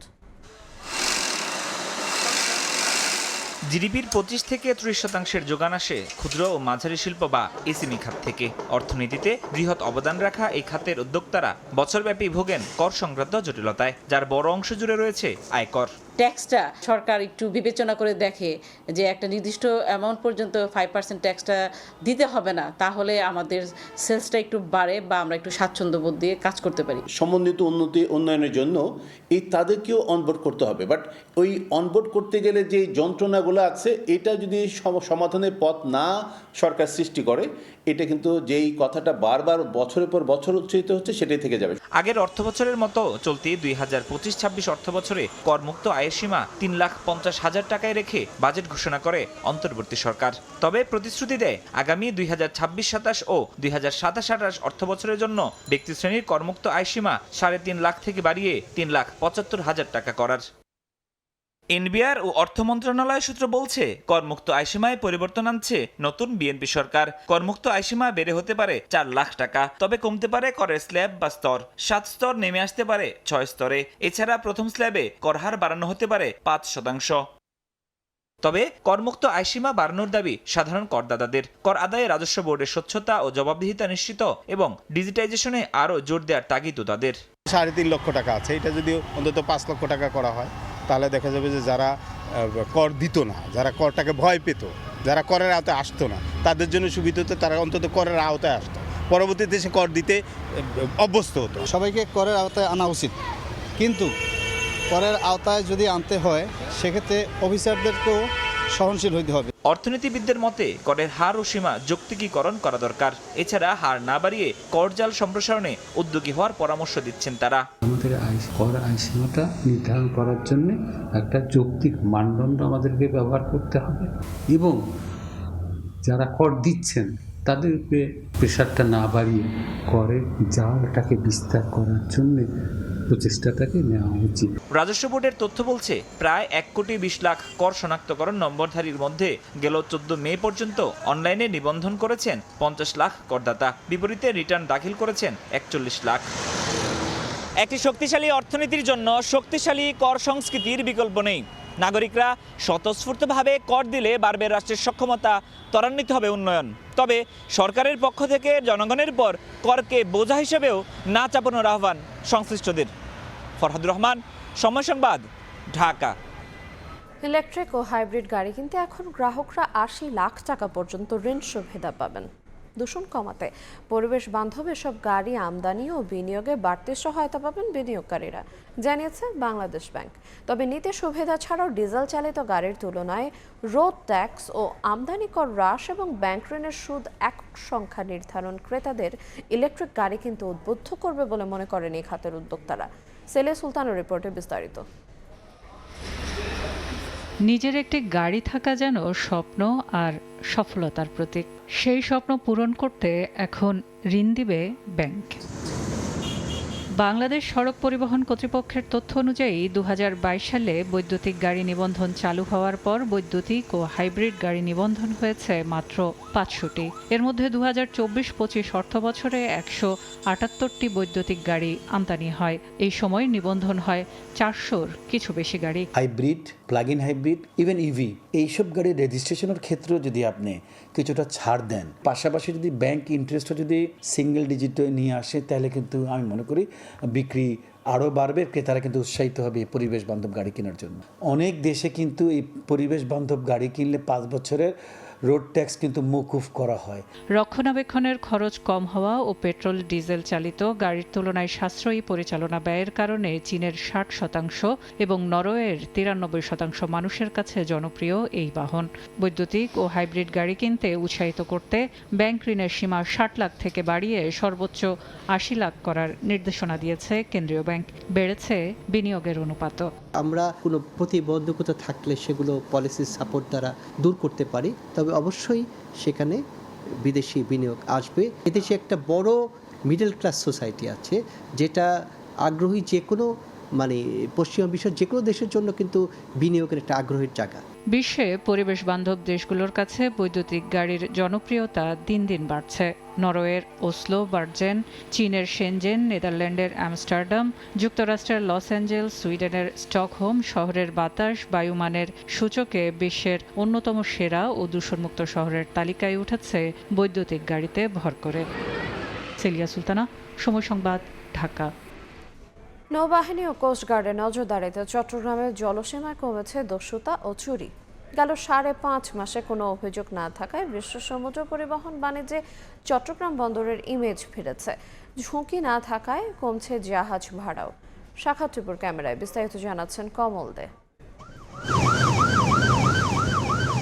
কর্ণফুলীর মোহনা হয়ে চট্টগ্রাম বন্দরের আলফা, ব্রেভো এবং চার্লি অ্যাঙ্কারেজ দাবিয়ে বেড়াচ্ছে নেভি ও কোস্টগার্ডের মেটাল শার্ক টহলের সুফল মিলছে চট্টগ্রাম বন্দরে আমদানি রপ্তানি পণ্যবাহী দেশি বিদেশি জাহাজ চলাচলে। 2024 সালে 13টি এবং সবশেষ 2025 সালে 4টি চুরি ও দস্যুতার ঘটনা রেকর্ড করা হয়। তবে এই প্রান্তিকে চট্টগ্রাম বন্দরের 62 নটিক্যাল মাইল পুরো এলাকা দস্যুতা মুক্ত ঘোষণা করেছে এশিয়ার সমুদ্রপথে দস্যুতা প্রতিরোধে সিঙ্গাপুর ভিত্তিক সংস্থা রিক্যাপ। কোস্টগার্ড বলছে গত 1.5 বছরে 1320টি অভিযানে 47টি মার্চেন্ট শিপিংয়ে দস্যুতার প্রতিরোধ করা হয়েছে, আর 5টি জাহাজের চুরি করা মালামালও উদ্ধার করা হয়েছে। আমাদের যদি কুইক রেসপন্সটা হয়, এখানে তাদেরকে প্রথমত আমরা থামিয়ে দিতে পারছি। দ্বিতীয় হচ্ছে গিয়ে বাংলাদেশ কোস্টগার্ড এবং নেভি বহির্নোঙর এলাকাটা অত্যন্ত ভালোভাবে তারা নজরদারিতে রাখেন, যেই কারণে আসলে যারা অপকর্ম করার চেষ্টা করেন তাদের এই সুবিধাটা নেই। কর্ণফুলী চ্যানেলের ভিতরে বাংলাদেশ নৌবাহিনী এবং কোস্টগার্ডের পেট্রোল সারা বছর কাজ করছে। আমাদের জাহাজ সবসময় টহলে থাকে, যে কারণে আমরা বুঝতে পারি কখন কোন জাহাজটা আসলে তার দিকে আমাদের যে দুষ্কৃতিকারীর বোটগুলো যেতে পারে। তা আমরা সেগুলোর তথ্য সংগ্রহ করি, মনিটর করে আমরা অপারেশন পরিচালনা করে তাদেরকে আমরা ধরার চেষ্টা করি। বন্দর এবং বহির্নোঙরে দস্যুতা মানে আন্তর্জাতিক শিপিং বাণিজ্যে ইমেজ সংকট আর ঝুঁকি বিবেচনায় বেড়ে যায় জাহাজ ভাড়া। এক্ষেত্রে গত 6 মাসের বেশি সময় ধরে অনেকটা স্বস্তিতে চট্টগ্রাম বন্দর কর্তৃপক্ষ। অন্যখানে যেরকম এখানেও ব্যবসা করতে কোনো সমস্যা নেই, জাহাজে কোনো রিস্ক নাই, তাহলে আমাদের এটা আমাদের জন্য পজিটিভ। আর আমাদের নেভি কোস্টগার্ড তারা রেগুলারলি খুব স্ট্রিক্ট মনিটরিংয়ে রেখেছে যাতে এই অবস্থাটা মেনটেন রাখা যায়। অবশ্য এই 6 মাসে চট্টগ্রাম বন্দরে এসেছে পণ্যবাহী 1800 জাহাজ। একই সাথে বিশ্ব সংকটে চট্টগ্রাম বন্দরে আসা জ্বালানি তেলবাহী জাহাজের নিরাপত্তায় নেওয়া হয়েছিল বিশেষ ব্যবস্থা। বছরে 4000-এর বেশি কন্টেনার এবং জ্বালানি তেলবাহী জাহাজ আসছে চট্টগ্রাম বন্দর এবং তার জলসীমায়। এসব জাহাজের নিরাপত্তা নিশ্চিত করা অনেকটা দুরূহ, তারপরও সফল হয়েছে বন্দর কর্তৃপক্ষ। দীর্ঘ সময় ধরে চট্টগ্রাম বন্দর এবং বহির্নোঙরে কোনো ডাকাতি কিংবা দুষ্কৃতার ঘটনা রেকর্ড করেনি রিক্যাপ। কমল দে, সময় সংবাদ, চট্টগ্রাম। নতুন সম্ভাবনার দ্বার খুলতে কক্সবাজারে নির্মাণ করা হচ্ছে আধুনিক মৎস্য অবতরণ কেন্দ্র, যেখানে এক ছাদের নিচে মিলবে মাছ খালাস, সংরক্ষণ, প্যাকেজিং ও বাজারজাতকরণের আধুনিক সব সুবিধা। দীর্ঘদিনের অবকাঠামোগত সংকট কাটিয়ে এই প্রকল্প নিয়ে নতুন আশায় বুক বাঁধছেন জেলে, ট্রলার মালিক, শ্রমিক ও মৎস্য ব্যবসায়ীরা। মোহাম্মদ ফরাজের ক্যামেরায় বিস্তারিত জানাচ্ছেন সুজাউদ্দিন রুবেল। ছোট জেটি, অপরিকল্পিত মাছ খালাস ও সংরক্ষণ সমস্যায় কক্সবাজারের মৎস্য খাত। বিশেষ করে গভীর সমুদ্র থেকে আনা মাছ দ্রুত বাজারজাত করতে না পারায় লোকসানের মুখে জেলে ও ব্যবসায়ীরা। সংকট কাটাতে কক্সবাজারে নির্মাণ করা হচ্ছে আধুনিক মৎস্য অবতরণ কেন্দ্র। বর্তমানে চলছে ব্যাপক নির্মাণযজ্ঞ। প্রকল্পের কাজ শেষ হলে মাছ খালাসের সক্ষমতা বাড়বে অন্তত 50 টলার। প্রকল্পে থাকছে 3 তলা আধুনিক ফিশ ল্যান্ডিং সেন্টার ভবন, মাছ হ্যান্ডেলিং এলাকা, ট্রাক টার্মিনাল, ব্যবসায়ীদের অফিস, কনফারেন্স রুম, বিশ্রামাগার ও দুর্যোগকালীন মজুদ সংরক্ষণ সুবিধা। এরই মধ্যে তীরে নির্মিত হয়েছে টেকসই বাঁধ, স্টিলের 2টি জেটি, পল্টুন ও গ্যাংওয়ে। শ্রমিকদের স্বাস্থ্যসম্মত ও নিরাপদ কর্মপরিবেশ নিশ্চিত হবে বলে আশা মৎস্য অবতরণ কেন্দ্রের। ঝুঁকি থাকতো যে মাছটা ফসে যাবে, কিন্তু এখন আমাদের এখানে নতুন আপনার ফ্রিজিং প্ল্যান্ট এবং ফ্রিজিং স্টোর হচ্ছে। এতে আমরা মানে মাছের যে বাজার হারাবার সে বইটা আমাদের চলে যাবে আর কি। মূলত এই বিল্ডিংয়ের যে কাজগুলো এগুলো এখন চলছে, আর এখানে আমার দিনে ডেইলি 1 থেকে 150 জন লোক আমার এখানে কাজ করতেছে। প্রকল্পটি ঘিরে নতুন আশায় বুক বাঁধছেন জেলে, ট্রলার মালিক, শ্রমিক ও মৎস্য ব্যবসায়ীরা। আগে মাছগুলা অনেক এখানে রোদ্রের মধ্যে রাখতে হয়তো, রোদ্রের মধ্যে রাখলে মাছটা নষ্ট হয়ে যেত। শুধু 2টা বুটি রাখা যেত মাছ তোলার জন্য পল্টনে, কিন্তু তখন আমাদের মাছগুলো সমুদ্রে রেখে মধ্যখানে রেখে তারপর নৌকা নিয়ে এখানে আনতে হতো, আমাদের কষ্ট বেড়ে যেত। যখন এগুলা সম্পূর্ণ কাজ হবে এখানে আমরা যারা ক্ষুদ্র ব্যবসায়ী আছি, বড় ব্যবসায়ী আছে, সবার এই কাজ, এটা সবার উপকারে আসবে। কক্সবাজারের নতুন মৎস্য অবতরণ কেন্দ্র নির্মাণে ব্যয় হচ্ছে প্রায় 232 কোটি টাকা। সুজাউদ্দিন রুবেল, সময় সংবাদ, কক্সবাজার। প্রতিদিন ভোর থেকেই জমে ওঠে শরীয়তপুরের পালং বাজার মাছের হাট। পদ্মার ইলিশ, রুই, কাতলা সহ নানা জাতের মাছ কিনতে দূর দূরান্ত থেকে ভিড় করেন ক্রেতারা। আর এই মুহূর্তে পালং বাজার থেকে সরাসরি যুক্ত হচ্ছেন রিপোর্টার বিএম ইশরাফিল। চলে যাব তার কাছে। ইশরাফিল, সেই কাকডাকা ভর্তি কিন্তু শরীয়তপুরের এই পালং বাজারে এই মাছের আড়তে, যেখানে দেশীয় এবং বিদেশি এবং নদী এবং বিভিন্ন ধরনের মাছ নিয়ে কিন্তু এই মাছ বাজারটি শুরু হয়েছে। এবং আমরা দেখেছি যে সেই ভোর থেকে কিন্তু এখানে বিভিন্ন ধরনের মাছ, ইলিশ, পাঙ্গাস এবং বিভিন্ন ধরনের নদী এবং মিঠা পানির মাছ কিন্তু এখানে আপনার দেখতে পাচ্ছি আমরা। তো এখানে যেই মাছের যে দাম যদি তুলনামূলক বলি, সেই ক্ষেত্রে এখানে ইলিশের সরবরাহ তুলনামূলক অনেকটা কম। সেই ক্ষেত্রে সেই মাছের সরবরাহ কম থাকার কারণে দেখা যাচ্ছে যে এখানে ইলিশের দাম অনেকটা বেশি। যেখানে 2 কেজি দুইটিতে ইলিশের যে 2টিতে 1 কেজি হবে, সেই ধরনের ইলিশের দাম 1600 থেকে 1700 টাকা। 1 কেজি যে ইলিশ, সেটির দাম কিন্তু রয়েছে আপনার প্রায় 3000 টাকা। আমরা দেখতে পাচ্ছি যে এখানে কই মাছ, শিং মাছ এবং যে চিংড়ি মাছ রয়েছে, সেই চিংড়ি মাছগুলো কিন্তু এখানে আমরা দেখতে পাচ্ছি। তবে যে বাজারের যে এখানে সরবরাহ, আমরা যেটা দেখেছি যে পাইকারি পাইকাররা যারা রয়েছে তারা কিন্তু এখানে সকাল থেকে এসছে। তবে ক্রেতাদের এখনো পর্যন্ত সমাগম না ঘটলেও কিন্তু আস্তে আস্তে পাইকারদের কাছ থেকে মাছ ক্রয় করে কিন্তু তারা দোকান সাজাচ্ছে। এবং আমরা দেখতে পাচ্ছি ইতিমধ্যেই কিছু লোকজন তারা কিন্তু বাজারে এসছে এবং সেই বাজারের যে লোকজনগুলো রয়েছে তারা কিন্তু মাছ কেনার জন্য বিভিন্ন দোকানে তারা বসে আছে। আমরা দেখতে পাচ্ছি যে এখানে নদীর চিংড়ির পাশাপাশি স্থানীয় যে চিংড়ি মাছ রয়েছে, সেই মাছগুলিও এখানে রয়েছে। তো আমরা যে জিনিসগুলি দেখছি যে এখানে বিভিন্ন ধরনের মাছের মধ্যে আপনার আরো কিছু মাছ রয়েছে, যেমন ইলিশ, রুই, কাতল, কই, শিং, পাঙ্গাস, বেলে, চিংড়ি, কই। এবং এখানে যে চাষি মাছগুলো রয়েছে, সেই মাছের দামগুলো অনেকটা বেশি এবং দামের কারণে সেখানে যে সাধারণ মানুষের যে কেনাকাটার যে অবস্থা, সেই কেনাকাটার দামের কারণে কিন্তু কিছুটা বেশি, যার কারণে এখানে আজকে কিন্তু পাইকারদের তুলনায় ক্রেতার সংখ্যা কিছুটা কম বলে মনে হচ্ছে। এই ছিল শরীয়তপুর থেকে সর্বশেষ। নির্মাণ কাজ শেষ হলেও চালু হয়নি কুমিল্লার নিমসারে ট্রাক চালকদের জন্য আধুনিক বিশ্রামাগার। প্রায় 100 কোটি টাকা ব্যয়ে নির্মিত বিশ্রামাগারটি 2 বছর ধরে তালাবদ্ধ অবস্থায় পড়ে আছে। নিরাপদ আশ্রয় না থাকায় চালকদের বাধ্য হয়ে ক্লান্ত অবস্থায় গাড়ি চালাতে হয়। এতে ঘটছে দুর্ঘটনা। বাহার রায়হানের পাঠানো তথ্য এবং ছবিতে রিপোর্ট। দেশের অর্থনীতির প্রধান লাইফলাইন ঢাকা চট্টগ্রাম মহাসড়ক। প্রতিদিন চট্টগ্রাম বন্দর থেকে হাজারো পণ্যবাহী ট্রাক এই সড়ক দিয়ে পৌঁছে যায় সারা দেশে। 2019 সালে ট্রাক চালকদের কথা চিন্তা করে আধুনিক বিশ্রামাগার নির্মাণের উদ্যোগ নেন সড়ক ও জনপথ বিভাগ। তবে নির্মাণ কাজ শেষ হলেও 2 বছর ধরে বন্ধ বিশ্রামাগারটি। নিদ্রাহীন ও ক্লান্ত অবস্থায় ট্রাক চালাতে হচ্ছে চালকদের। এতে বাড়ছে দুর্ঘটনার ঝুঁকি।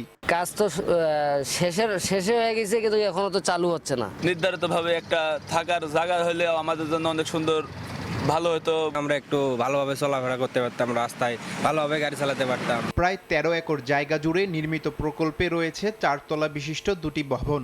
একসঙ্গে 100 চালকের থাকার ব্যবস্থা, শতাধিক ট্রাক পার্কিং, নামাজ ঘর, চিকিৎসা সেবা ও ক্যান্টিন সহ আধুনিক সব ব্যবস্থা। অনুরোধ করব সরকারের কাছে যে এটা যেন দ্রুত ইজারা দিয়ে ট্রাক শ্রমিকদের সেবায় নিয়োজিত হতে পারে। 2024 সালে নির্মাণ কাজ শেষে বিশ্রামাগারটি চালুর জন্য দরপত্রের মাধ্যমে ইজারার আহ্বান করা হয়। কাগজ যাচাই বাছাই করে এটা প্রতিবেদন সড়ক পরিবহন মহাসড়ক বিভাগ অনুমোদন সাপেক্ষে এটা তাদেরকে লিজ প্রদান করা হবে। 96 কোটি টাকা ব্যয়ে কুমিল্লার নিমসাগরে বিশ্রামাগারটি নির্মাণ করা হয়। সময় সংবাদ, কুমিল্লা। বান্দরবানে নির্মাণের কয়েক মাসের মাথায় মুখ থুবড়ে পড়েছে কোটি টাকার সৌরচালিত পানির প্রকল্প। 4টি বিদেশি সংস্থার অর্থায়নে দুর্গম এলাকায় পানি সরবরাহের লক্ষ্যে উপজেলা পরিষদের তত্ত্বাবধানে প্রকল্পটি বাস্তবায়ন করে উপজেলা স্থানীয় সরকার বিভাগ। অবকাঠামো ভেঙে পড়ায় বন্ধ হয়ে গেছে পানি সরবরাহ। এতে ভোগান্তিতে 76টি পরিবার। এনে জাকিরের রিপোর্ট। নির্মাণের কয়েক মাসের মাথায় মুখ থুবড়ে পড়েছে কোটি টাকার সৌরচালিত পানির প্রকল্প। বন্ধ হয়ে পড়েছে পানি সরবরাহ কার্যক্রম। বান্দরবান সদর উপজেলার চিম্বুক সড়কের দুর্গম এম্পোপাড়া এলাকায় পানি সংকট নিরসনে 2024-25 অর্থ বছরে লজিক প্রকল্পের আওতায় 4টি বিদেশি সংস্থার অর্থায়নে নির্মাণ করা হয় সৌরচালিত ভূপৃষ্ঠস্থ পানি পরিশোধন প্লান্ট স্থাপন ও সরবরাহ ব্যবস্থা। এর মাধ্যমে দুর্গম এলাকার 76টি পরিবারের পানির চাহিদা পূরণ হতো। তবে কয়েক মাসের মধ্যে সামান্য বাতাসে সোলার প্যানেলের অবকাঠামো সম্পূর্ণ ভেঙে পড়ে। এতে পানি সরবরাহ কার্যক্রম বন্ধ হয়ে যাওয়ায় দুর্ভোগে পড়েছেন স্থানীয়রা। অভিযোগ রয়েছে নির্মাণ কাজে নিম্নমানের সামগ্রীর ব্যবহার ও তদারকিতে গাফিলতি থাকায় সামান্য বাতাসে ভেঙে পড়েছে সোলার প্যানেল। বেজ দেওয়া হয় নাই, জাস্ট মাটির উপরে বসায় রাখছে ওই পিলারটা, পরে বাতাসে এসে ওটা ভেঙে যায়। স্ট্রং ভাবে করে নাই বলে আজকে এই অবস্থা হয়ে গেছে। ভেঙে যাওয়া স্থাপনাটি দ্রুত মেরামত ও কাজে অনিয়মের সত্যতা পেলে ঠিকাদারি প্রতিষ্ঠানের বিরুদ্ধে ব্যবস্থা নেওয়ার কথা জানায় স্থানীয় সরকার প্রকৌশল অধিদপ্তরের এই কর্মকর্তা। সেটা তাকে ঠিক করে দিতে হবে, এটা প্রথম শর্ত, এটা ঠিক করে দিতে হবে, কারণ এলাকাবাসী এটা অনেক দাবি, এটা অনেক পাবে। উপজেলা পরিষদের তথ্য মতে 89,15,000 টাকা ব্যয়ে প্রকল্পটি বাস্তবায়ন করে ঠিকাদারি প্রতিষ্ঠান রিপন অ্যান্ড ব্রাদার্স। এন.এ. জাকির, সময় সংবাদ, বান্দরবান। সুপেয় পানির সংকটে রাঙামাটির দুর্গম পাহাড়ি গ্রামগুলো। সারা বছর স্থানীয় ঝিরি ঝর্ণার পানি স্থানীয়দের একমাত্র ভরসা, কিন্তু শুষ্ক মৌসুমে দেখা দেয় সুপেয় পানির তীব্র সংকট। সমস্যার সমাধানে বিভিন্ন পদক্ষেপ গ্রহণের আশ্বাস সংশ্লিষ্টদের। হেফাজত সবুজের পাঠানো তথ্য এবং রাজীব দাস মুন্নার ছবিতে রিপোর্ট। রাঙামাটির দুর্গম পাহাড়ি গ্রামগুলোতে সারা বছর স্থানীয় ঝিরিঝর্ণার পানি একমাত্রই ভরসা। তবে শুষ্ক মৌসুমে দেখা দেয় সুপেয় পানির তীব্র সংকট। এক কলসি খাবার পানির জন্য পাড়ি দিতে হয় মাইলের পর মাইল। সদর, বাঘাইছড়ি, লংগদু, বিলাইছড়ি ও জোড়াছড়ি উপজেলার দুর্গম গ্রামগুলোতে একই চিত্র। ঝিরিঝর্ণা শুকিয়ে যাওয়ায় বিপাকে পড়েছেন পাহাড়ের বাসিন্দারা। পানির চাহিদা মেটাতে ছড়ার বুকে গর্ত খুঁড়ে বিশেষ বাঁশের বেড়ায় মাটি আটকিয়ে জমানো হয় পানি। সেই জমা পানি একটু একটু করে সংগ্রহ করা হয়। কোথাও কোথাও এসব কুয়াও শুকিয়ে যাচ্ছে। বছরের প্রায় 6 মাস সুপেয় পানির জন্য সংগ্রাম করতে হয় দুর্গম অঞ্চলের বাসিন্দাদের। প্রতি বছর এরকম হয়। আমাদের এই পানি ময়লা পানি খাইলে আমাদের পেট ব্যথা করে, গোসল করার সুবিধা পাই না, তারপরে খাওয়ারও তো পানি নেই। যতক্ষণ জল দিব ততক্ষণ পানি হেনে আর জন্য দিলে ওই জুড়ি তো মজা করে। কুলা পানি অল্প অল্প জমে থাকে, ওগুলো খেলে মানে পেটের অসুখ ব্যথা এরকম সমস্যা দেখা দেয়। তারা হরি হরি অল্প অল্প পানি খায়। একটা টিউবওয়েল ছিল, ওটা পর্যাপ্ত পরিমাণ বর্ষাকালে থাকে, এখন তো একবার টোটালি পানি নেই। সংকট সমাধানে ঝর্ণায় gravity flow system, solar pump, বনায়ন সহ বিভিন্ন পদক্ষেপ নেওয়ার কথা জানায় সংশ্লিষ্টরা। আমরা মিনি ওয়াটার ট্রিটমেন্ট প্ল্যান্ট করার প্রকল্প নিয়েছি, যেটি আমাদের প্রান্তিক জনগোষ্ঠীকে যেন সুপেয় পানির চাহিদা পূরণ করে একটা সেফটি নেটের মধ্যে আনতে পারি।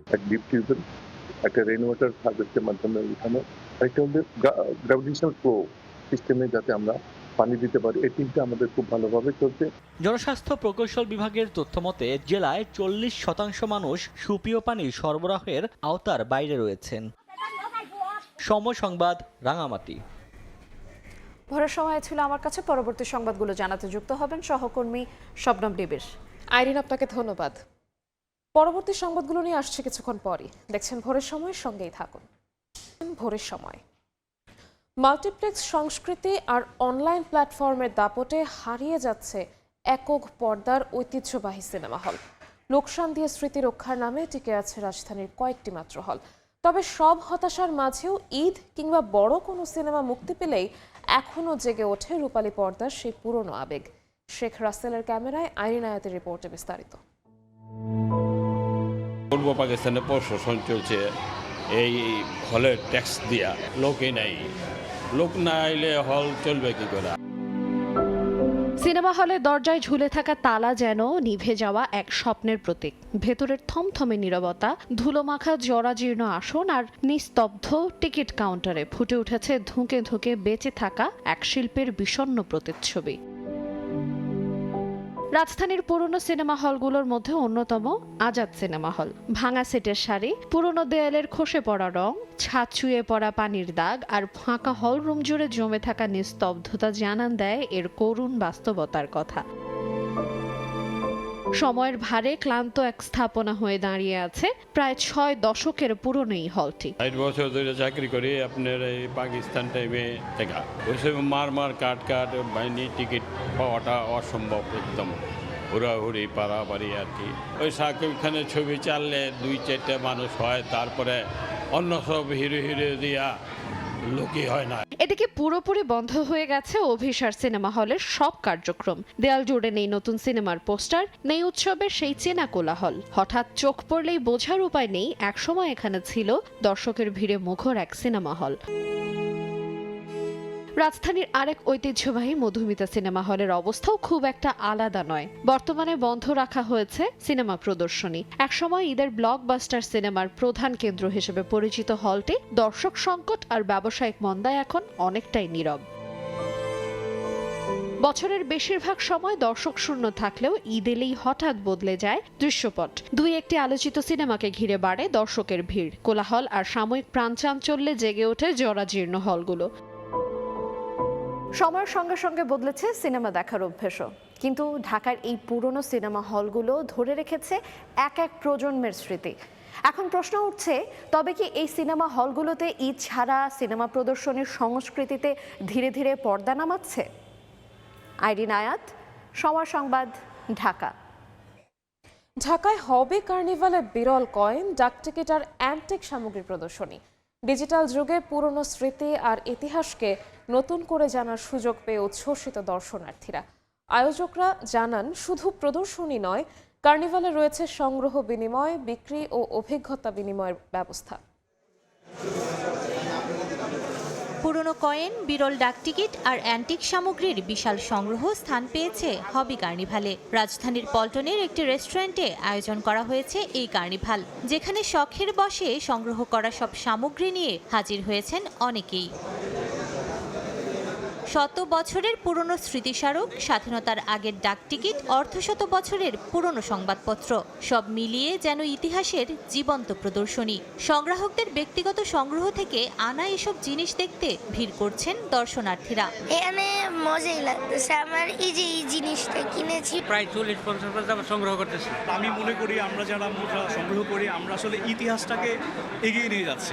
দর্শনার্থীদের অনেকেই বলছেন, ডিজিটাল যুগে পুরনো স্মৃতি আর ইতিহাসকে নতুন করে জানার সুযোগ তৈরি করেছে এমন আয়োজন। কালেকশন আমার কাছে অনেক ভেরিয়েশন আছে। আমি পার্সোনালি কালেক্ট করি হচ্ছে পাকিস্তান, ব্রিটিশ ইন্ডিয়া এবং বাংলাদেশ তো বটেই। যে আমরা যে ডাকটিকিট জমাই বা ছেলেপেলেরা মুদ্রা জমায়, এর যদি কোনো ইতিহাস না থাকে, কোনো রিডিং মেটেরিয়ালস না থাকে, তাহলে এই পরবর্তী প্রজন্ম তারা জানবে কি করে? আয়োজকরা বলছেন, শুধু প্রদর্শনী নয়, কার্নিভালে রয়েছে সংগ্রহ বিনিময়, বিক্রি এবং অভিজ্ঞতা আদান প্রদানের ব্যবস্থাও। এখনকার ছেলে মেয়েরা যারা মোবাইল বা এই ধরনের গেমে আসক্ত, তারা যেন ওই গেম থেকে বের হয়ে কালেকশন জগতে আসে, এবং কালেক্টর হলে ও কখনোই আমাদের বিশ্বাস খারাপ হতে পারবে না। আয়োজকরা আশা করছেন, এমন আয়োজন দেশের ঐতিহ্য সংরক্ষণে নতুন প্রজন্মকে আরও আগ্রহী করে তুলবে। এ যেন ইতিহাসেরই এক জীবন্ত প্রদর্শনী। আয়োজকরা বলছেন, এই ধরনের আয়োজন তরুণ প্রজন্মকে বিভিন্ন বদভ্যাস থেকে ফিরিয়ে আনতে পারে। আর সংগ্রাহকরা বলছেন, এই ধরনের আয়োজন আমাদের তরুণ প্রজন্মকে জানাতে পারে নিজেদের ইতিহাস এবং ঐতিহ্য সম্পর্কে। নূরে জান্নাত, সময় সংবাদ, ঢাকা। ফেনী খাজা আহমদ পৌর সবজি আড়তে ভোর থেকেই চলছে জমজমাট বেচাকেনা। ক্রেতা বিক্রেতাদের হাঁক ডাকে সরগরম জেলার সবচেয়ে বড় পাইকারি বাজার। বিস্তারিত জানাতে ফেনী থেকে যুক্ত হচ্ছেন সহকর্মী আতিয়া সজল। সরাসরি যাচ্ছি তার কাছে। সজল, জেলার সবচেয়ে বড় এই সবজির বাজারটিতে আজ কিন্তু সবজির সরবরাহ কিছুটা কম, যার কারণে সব ধরনের সবজি গতকালের তুলনায় 2-4-5 টাকা 10 টাকা কেজিতে বেড়েছে বলে এখানকার ব্যবসায়ীরা আমাদেরকে জানিয়েছেন।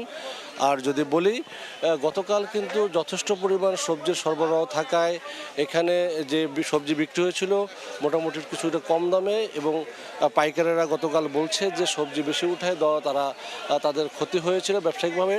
আজ কিন্তু সবজি তুলনামূলকভাবে সরবরাহ কম, যার কারণে সবজির দামও বেড়েছে।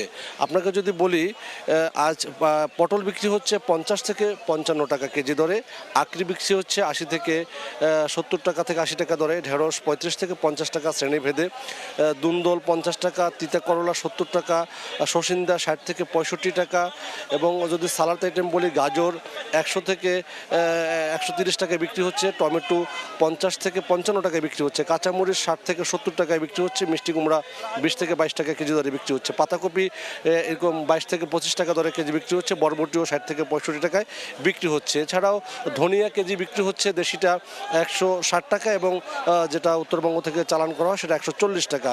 এবং যদি শাকের কথা বলি, সব ধরনের শাক, পুঁই শাক, লাল শাক, কলমি শাক, পাট শাক, এগুলো এক জোড়া শাক বিক্রি হচ্ছে পাইকারি 35 থেকে 40 টাকায়। আর যদি আপনাকে বলি যে কাঁচামরিচ, তার দাম কিন্তু কিছুটা আজ বেড়েছে। অন্যদিকে পেঁয়াজ 65 থেকে 36 থেকে 35 টাকায় বিক্রি হচ্ছে, রসুন বিক্রি হচ্ছে 55 থেকে 50 টাকা এরকম দরে, এবং এলসি রসুনের দাম কিছুটা বেশি। আর যদি বলি যে লাল যে আলু, সেটা 16 টাকা কেজি দরে বিক্রি হচ্ছে। সব মিলে ফেনীর এই বড় পাইকারি বাজারটিতে প্রায় অর্ধ শতাধিক আড়ত রয়েছে। সেই অর্ধ শতাধিক আড়তে প্রতিদিন যে বেচা কিনা হয়, সেই বেচা কিনির অর্থের পরিমাণটা থেকে প্রায় 1.25 কোটি থেকে প্রায় 1.5 কোটি টাকার মতো প্রতিদিন এখানে বেচা বিক্রি হয় বলে এখানকার ব্যবসায়ীরা আমাদেরকে জানিয়েছে। ফেনী থেকে সরাসরি যুক্ত হয়েছিলেন সহকর্মী আতিয়া সজল। ব্রাহ্মণবাড়িয়ায় জমজমাট পশুর হাট। প্রাকৃতিক উপায়ে পশু মোটা তাজা করেছেন খামারিরা। হাটে বড় গরুর থেকে মাঝারি ও ছোট পশুর চাহিদাই বেশি। এখন পর্যন্ত দাম নাগালের মধ্যেই আছে জানান ক্রেতারা। তবে বিক্রেতারা বলছেন, গোখাদ্যের দাম বৃদ্ধির কারণে খামারগুলোতে পশু উৎপাদন কিছুটা কমেছে। জেলা প্রাণী সম্পদ কর্মকর্তার মতে এবছর কোরবানির পশুর চাহিদা বেশি থাকলেও বাজারে সংকট হবে না। হৃদয় পালের ক্যামেরায় উজ্জ্বল চক্রবর্তীর রিপোর্ট। ঈদুল আজহাকে সামনে রেখে ব্রাহ্মণবাড়িয়া বাজারগুলোতে কোরবানির পশুর জমজমাট বেচাকেনা। ক্রেতাদের আকৃষ্ট করতে দেশি Sahiwal, Kankrej fighter, Nepali Gir, western Friesian, উরবারি ষাঁড় ও মহিষ সহ বিভিন্ন জাতের গবাদি পশু রয়েছে। প্রাকৃতিক উপায়ে স্বাস্থ্যসম্মত খাবার দিয়ে মোটা তাজা করছেন খামারিরা। হাটের পাশাপাশি খামারেও বেচাকেনা করছেন তারা। গোখাদ্যের দাম বৃদ্ধির কারণে খামারগুলোতে পশু উৎপাদন কিছুটা কমেছে, যার প্রভাব পড়েছে কোরবানির হাটে। ছোট এবং মাঝারি আকারের গরুর চাহিদা বেশি বলছেন বিক্রেতারা। গরুর দাম বেশি, গোখাদ্যের দাম বেশি, সেই অনুযায়ী এরপরে দেশের বা পুরা বিশ্বের যে পরিস্থিতি, ওই দিকে লক্ষ্য করে আমরা খুব বেশি কালেকশন করি নাই। বিগত প্রায় 1-1.5 মাস থেকে আমরা বুকিং নিচ্ছি। আমাদের ফার্মে প্রায় 40 থেকে 50% গরু অলরেডি বুকিং হয়ে গেছে। ইন্ডিয়া থেকে গরু আসে, তো ওই যে প্রতি বছরে আসবে না, কিন্তু ঈদের আগ মুহূর্তে গিয়ে ইন্ডিয়ার থেকে গরু আসে। এরকম যদি না হয় তাহলে ইনশাল্লাহ খামারিরা এবছর লাভবানের আশা আছে। এদিকে দাম বৃদ্ধির আশঙ্কায় অনেকে আগে ভাগেই দেখে শুনে পশু পছন্দ করে রাখছেন। তবে এখনো দাম নিয়ন্ত্রণে আছে বলছেন ক্রেতারা। গরুর দাম মোটামুটি এখনো নিয়ন্ত্রণে আছে। কিনা এবং বেচার জন্য, অভিমুখের জন্য সুবিধা আছে। এক বস্তা বসির দাম 2200 টাকা, এক বস্তা ফিটের দাম 1500 টাকা। জেলার চাহিদা অনুযায়ী চলতি বছর এখন পর্যন্ত কোরবানির পশুর কিছুটা ঘাটতি রয়েছে জানিয়েছে জেলা প্রাণী সম্পদ অফিস। ঘাস চাষে যেন উদ্বুদ্ধ হয় এবং তারা যেন আরো ব্যাপক আকারে করে, এই ব্যাপারেও একটা প্রকল্প চালু আছে এখানে। সেই ব্যাপারে আমরা অনেক সচেতন আছি। এবছর জেলায় অন্তত 15,000 খামারি কোরবানি পশু মোটা তাজা করছেন। 1,69,000 পশুর চাহিদার বিপরীতে প্রস্তুত আছে 1,33,000 কোরবানির পশু। উজ্জ্বল চক্রবর্তী, সময় সংবাদ, ব্রাহ্মণবাড়িয়া। দেখছেন ভোরের সময়।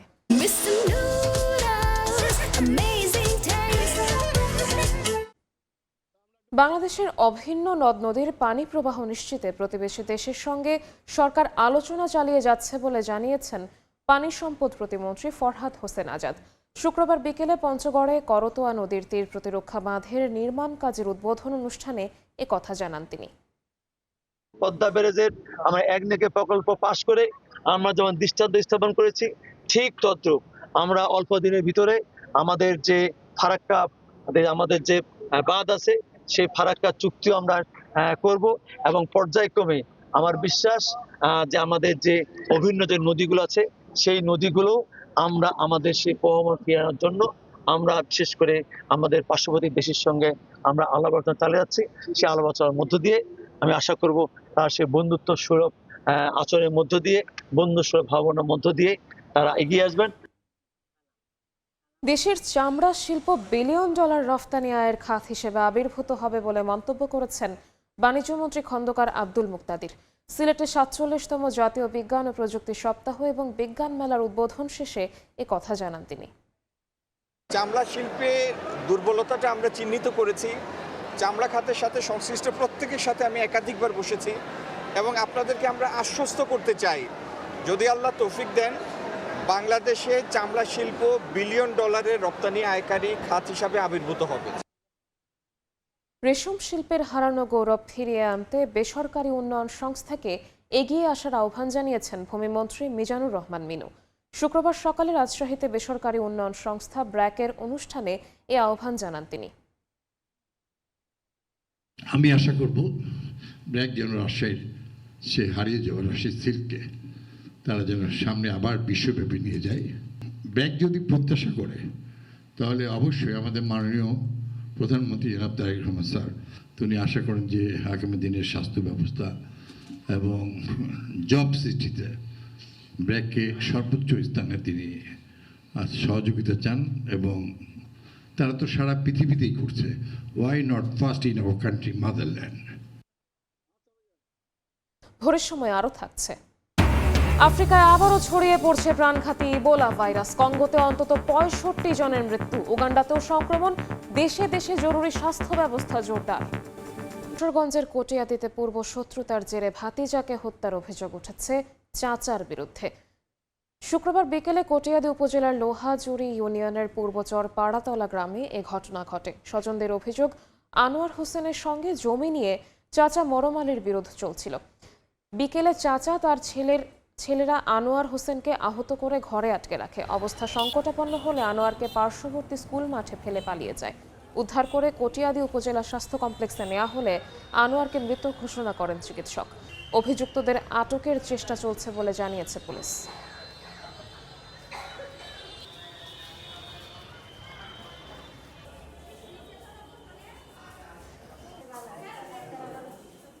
বজ্রপাতে জামালপুর ও নেত্রকোনায় প্রাণ হারিয়েছেন জাতীয় ছাত্র শক্তির নেতা সহ ৩ জন। শুক্রবার দুপুরে জামালপুর সদর উপজেলার পশ্চিম আরংহাটি এলাকায় নিজ বাড়ির উঠানে কাজ করছিলেন কৃষক ফারুক আহমেদ। হঠাৎ বজ্রপাত হলে ঘটনাস্থলেই তার মৃত্যু হয়। এ ঘটনায় আহত ফারুকের বাবা আফসার আলীকে উদ্ধার করে নেওয়া হয় জেনারেল হাসপাতালে। অন্যদিকে মাদারগঞ্জের জোড়খালী গ্রামে বাড়ির উঠানে বজ্রপাতে গুরুতর আহত হন মজনু মিয়া। উদ্ধার করে হাসপাতালে নেওয়ার পথে তার মৃত্যু হয়। জাতীয় ছাত্র শক্তির উপজেলা কমিটির সদস্য ছিলেন মজনু মিয়া। এছাড়া বিকেলে নেত্রকোনার কেন্দুয়ায় হাওরে মাছ শিকারের সময় বজ্রপাতে গুরুতর আহত হন ইনামুল। উদ্ধার করে উপজেলা স্বাস্থ্য কমপ্লেক্সে নেওয়া হলে চিকিৎসক তাকে মৃত ঘোষণা করেন। বেসরকারি হাসপাতালে বিল বকেয়া থাকায় ভর্তি থাকা শিশুকে বাসায় নিতে পারছিল না বাবা। অবশেষে জেলা প্রশাসকের সহায়তায় বাসায় ফিরল শিশুটি। গত ৩০ এপ্রিল চট্টগ্রামের একটি বেসরকারি হাসপাতালের নিবিড় পরিচর্যা কেন্দ্রে ৫ মাসের হাম আক্রান্ত শিশু জয়া দাসকে ভর্তি করা হয়। দীর্ঘ চিকিৎসায় সুস্থ হয় জয়া, তবে শিশুটিকে বাসায় নিতে পারছিল না বাবা মা। বিষয়টি জানতে পেরে শুক্রবার দুপুরে হাসপাতালে যান জেলা প্রশাসক জাহিদুল ইসলাম মিয়া। শিশুর পরিবার খোঁজ নেন তিনি। হাসপাতালের বকেয়া মওকুফের ব্যবস্থা করেন তিনি। নিজেও আর্থিকভাবে সহায়তা করেন পরিবারটিকে। আমাদের সরকারের লক্ষ্য হচ্ছে, উদ্দেশ্য হচ্ছে আমরা একটা মানবিক বাংলাদেশ প্রতিষ্ঠা করতে চাই। আমরা সকলের পাশে, যারা অসহায়, যারা দরিদ্র, তাদের পাশে আমরা দাঁড়াতে চাই। উনি দাঁড়িয়েছেন, এই জন্য তাকে আমরা কৃতজ্ঞতা জানাচ্ছি। নেত্রকোনায় খাদ্য গুদাম থেকে পাচারের সময় জব্দ হয়েছে সরকারি চাল। ঘটনায় 2 জনকে গ্রেফতার করা হয়েছে। পুলিশ জানায় বৃহস্পতিবার রাতে মদনের সরকারি খাদ্য গুদাম থেকে সরকারি চাল নিয়ে বারহাট্টার বাউশির তালুকদার রাইস মিলের দিকে রওনা দেয় একটি ট্রাক। পাচারের বিষয়টি স্থানীয়দের নজরে পড়লে জানানো হয় থানায়। খবর পেয়ে নেত্রকোনা মদন সড়কের হাঁসকুড়ি থেকে ২০ মেট্রিক টন সরকারি চাল সহ ট্রাকটি জব্দ করে টহল পুলিশ। নেওয়া হয় মদন থানার হেফাজতে। ট্রাক চালক ও তার সহকারীকে আটক করা হয়। এ ঘটনায় ৩ জনের নাম উল্লেখ সহ অজ্ঞাত ১০ জনের বিরুদ্ধে মামলা করেন উপজেলা খাদ্য কর্মকর্তা দুলাল মিয়া।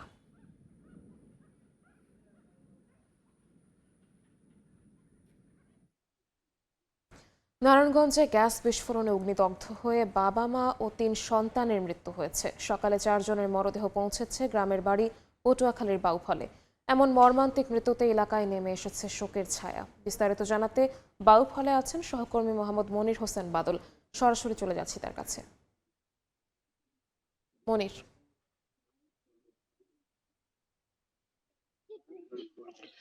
ঢাকা নারায়ণগঞ্জে গ্যাস সিলিন্ডার লিকেজে বিস্ফোরণে কিন্তু পটুয়াখালী বাউফল উপজেলার এই যে কনকদিয়া ইউনিয়নে রয়েছে, এই কনকদিয়া ইউনিয়নে কিন্তু এই সিপাহী বাড়ির কিন্তু একই পরিবারের কিন্তু ৫ জন নিহত হয়েছে। আজকে কিন্তু সকালে কিন্তু আমরা দেখেছি ৭টার দিকে কিন্তু তাদের ৪ জনের মরদেহ ইতিমধ্যে তার গ্রামের বাড়িতে এসে পৌঁছেছে এবং গতকালকে কামালের মরদেহ গতকালকে তার গ্রামের বাড়িতে এসে পৌঁছেছে এবং এখানেই তাকে দাফন করা হয়। আজকে সকালে তার স্ত্রী এবং যে ৪ ছেলে মেয়ে রয়েছে, তার ৩টি সন্তান রয়েছে, ৩টি সন্তানের এবং তার স্ত্রী কামালের স্ত্রী মোট ৪ জনের মরদেহ কিন্তু ঢাকা থেকে ইতিমধ্যে এই তার গ্রামের বাড়ি এসে পৌঁছেছে। ইতিমধ্যে দেখতে পাচ্ছি যে গ্রামের মধ্যে একটা সাধারণ বাউফল উপজেলার জন্য কিন্তু একটি শোকের মাতম বইছে। আসলে আমরা যতটুকু জানি নারায়ণগঞ্জে কিন্তু কামাল কিন্তু দীর্ঘ ১৭ বছর পর্যন্ত কিন্তু নারায়ণগঞ্জে একটি কাঁচামালের ব্যবসা করত এবং কাঁচামালের ব্যবসা করার সুবাদে কিন্তু তিনি এই বাড়িতে কিন্তু মাঝে মধ্যে আসতেন এবং মাঝে মধ্যে এখানেই তার বাড়ি করার কথা ছিল এবং এই যে কোরবানির যে ঈদটা রয়েছে এবং এই ঈদও কিন্তু তার আসার কথা রয়েছে। এদিকে আমরা যেটা জানতে পারছি যে এই যে কামালের বয়স কিন্তু আসলে ৪৫ বছর রয়েছে এবং তার স্ত্রী যে সালমা বেগম তার বয়স ৩৫ এবং ২ মেয়ে রয়েছে মুন্নি এবং কথা এবং একমাত্র ছেলে রয়েছে মুন্না এবং একই পরিবারে কিন্তু তারা ৩ জন কিন্তু ৫ জন কিন্তু একসাথে কিন্তু নারায়ণগঞ্জে থাকতো এবং থাকার পরে কিন্তু এই যে গ্যাস বিস্ফোরণে যে গ্যাস লিকেজ ছিল, লিকেজে কিন্তু বিস্ফোরণ হয় এবং বিস্ফোরণে কিন্তু এই যে পরিবারের কিন্তু একেবারে ৫ জনই কিন্তু মারা যায়। গতকালকে যেহেতু তার স্ত্রী সাইমা কিন্তু গতকালকে তিনি মারা গেছেন, এর আগে যে তার ৩ সন্তান মারা গেছিল, এই ৩ সন্তান মারা যাওয়ার পর কিন্তু সেখানে তাকে ৩ সন্তানকে তাকে ঢাকা রাখা হয়েছিল। পরবর্তী তার স্ত্রী আশঙ্কাজনক অবস্থা থাকায় তার স্ত্রীও মারা যাওয়ার পরে আজকে কিন্তু সকালে কিন্তু আমরা দেখতে পাচ্ছি যে ৪ জনের মরদেহ ঢাকা থেকে এসে পৌঁছেছেন। ইতিমধ্যে তাদের যে স্বজনরা রয়েছে, স্বজনরা কিন্তু ইতিমধ্যে এই গ্রামের বাড়িতে, এই কনকদিয়া গ্রামের বাড়িতে এসে পৌঁছাচ্ছেন এবং একে একে করে কিন্তু আমরা দেখতে পাচ্ছি যে হাজার হাজার মানুষ কিন্তু এক নজর দেখতে আসলে এখানে ভিড় জমাচ্ছেন। কারণ পটুয়াখালী জেলায় এটি একটি মানে দুঃখজনক ঘটনা বললেই হয়, কারণ এটি পটুয়াখালী জেলায় কিন্তু শোকের মাতম বয়ে যাচ্ছে, এলাকা জুড়ে কিন্তু শোকের মাতম বয়ে যাচ্ছে। কারণ একই বাড়ি ৫ জন মানুষ একই পরিবারে নিঃস্ব হয়ে গেছে, কালামের সব কিছুই নিঃস্ব হয়ে গেছে। এই ছিল পটুয়াখালী থেকে আমার কাছে যে নারায়ণগঞ্জের গ্যাস লিকেজের দুর্ঘটনায় যে একই পরিবারে ৫ জন মারা গেছে তার সর্বশেষ। আমরা তাইওয়ানকে আনুষ্ঠানিক স্বাধীনতা ঘোষণা না করতে সতর্ক করেছেন যুক্তরাষ্ট্রের প্রেসিডেন্ট ডোনাল্ড ট্রাম্প। চীনের প্রেসিডেন্ট শি জিনপিং এর সঙ্গে বৈঠকের পর তিনি বলেন যুক্তরাষ্ট্র সংঘাত চায় না। একই সঙ্গে তিনি স্পষ্ট করেন তাইওয়ান ইস্যুতে অপরিবর্তিত রয়েছে মার্কিন নীতি। চীনের প্রেসিডেন্ট শি জিনপিং এর সঙ্গে শীর্ষ বৈঠক শেষে বেইজিংয়ে ফক্স নিউজকে দেয়া সাক্ষাৎকারে মার্কিন প্রেসিডেন্ট ডোনাল্ড ট্রাম্প বলেন তাইওয়ানের স্বাধীনতা ঘোষণা না করার পক্ষে যুক্তরাষ্ট্রের অবস্থান। সংঘাত এড়ানোই অগ্রাধিকার জানিয়ে তিনি বলেন এই ইস্যুতে মার্কিন নীতির পরিবর্তন হয়নি। চীনের প্রেসিডেন্ট শি জিনপিং এর সঙ্গে আলোচনায় তাইওয়ান বিষয়টি বিস্তারিতভাবে এসেছে বলেও উল্লেখ করেন ট্রাম্প। তবে যুক্তরাষ্ট্র সরাসরি তাইওয়ানকে রক্ষা করবে কিনা সে বিষয়ে কোনো প্রতিশ্রুতি দেননি মার্কিন প্রেসিডেন্ট। যুক্তরাষ্ট্র আইনগতভাবে তাইওয়ানকে আত্মরক্ষার উপকরণ সরবরাহে বাধ্য থাকলেও আনুষ্ঠানিকভাবে স্বাধীনতার পক্ষে অবস্থান নেয় না। অন্যদিকে তাইওয়ানকে নিজের অংশ দাবি করে চীন এবং প্রয়োজনে বল প্রয়োগের কথাও অস্বীকার করে না। বরকতুল্লাহ, সময় সংবাদ। যুক্তরাষ্ট্রের ওপর কোনো আস্থা নেই ইরানের, এমন মন্তব্য করেছেন দেশটির পররাষ্ট্রমন্ত্রী আব্বাস আরাকচি। ইরানের পারমাণবিক কর্মসূচি নিয়ে নতুন অবস্থান জানিয়েছেন যুক্তরাষ্ট্রের প্রেসিডেন্ট ডোনাল্ড ট্রাম্প। তেহরান যদি 20 বছরের জন্য তাদের নিউক্লিয়ার প্রোগ্রাম স্থগিত রাখে তবে সেটিকে যথেষ্ট হিসেবে বিবেচনা করা যেতে পারে বলে মন্তব্য করেন ট্রাম্প। তবে একই সঙ্গে তিনি সতর্ক করে বলেছেন ইরানের প্রতি তার ধৈর্য শেষের পথে। যুক্তরাষ্ট্রের উপর ইরানের কোনো আস্থা নেই। ওয়াশিংটন চুক্তির বিষয়ে আন্তরিক হলেই কেবল আলোচনায় বসবে তেহরান। স্থানীয় সময় শুক্রবার নয়াদিল্লিতে সাংবাদিকদের একথা বলেন ইরানের পররাষ্ট্রমন্ত্রী আব্বাস আরাকচি। হরমুজ প্রণালী নিয়েও কড়া বার্তা দেন আরাকচি। বলেন, যেসব দেশ ইরানের সঙ্গে সরাসরি সংঘাতে নেই তারা এই গুরুত্বপূর্ণ জলপথ ব্যবহার করতে পারবে, তবে ইরানের নৌবাহিনীর সঙ্গে সমন্বয় করতে হবে। সামাজিক মাধ্যমে লেখেন, এই প্রণালীর নিরাপত্তা রক্ষায় ইরান তার ঐতিহাসিক দায়িত্ব পালন করে যাবে। অন্যদিকে মার্কিন প্রেসিডেন্ট ডোনাল্ড ট্রাম্প বলেন, ইরান যদি তাদের পারমাণবিক কর্মসূচি 20 বছরের জন্য স্থগিত রাখে তবে সেটি গ্রহণযোগ্য হতে পারে। এর আগে ইরানকে সম্পূর্ণভাবে ইউরেনিয়াম সমৃদ্ধকরণ বন্ধ করার আহ্বান জানিয়েছিলেন তিনি, যাতে পারমাণবিক অস্ত্র তৈরি করতে না পারে তেহরান। ইরান ইস্যুতে ধৈর্য কমে আসছে এবং আলোচনায় এখনো কোনো অগ্রগতি হয়নি বলেও জানান ট্রাম্প। তিনি দাবি করেন, দুই পক্ষের মূল অবস্থান এখনো অনেক দূরে। ইরান যুদ্ধবিরতির বিনিময়ে বিভিন্ন শর্ত দিয়েছে, যার মধ্যে রয়েছে শত্রুতা বন্ধ, নৌ অবরোধ প্রত্যাহার এবং সামরিক হামলা বন্ধের নিশ্চয়তা। অন্যদিকে যুক্তরাষ্ট্র ও তার মিত্ররা পারমাণবিক সক্ষমতা সীমিত করার উপরই জোর দিচ্ছে। বরকতুল্লাহ, সময় সংবাদ।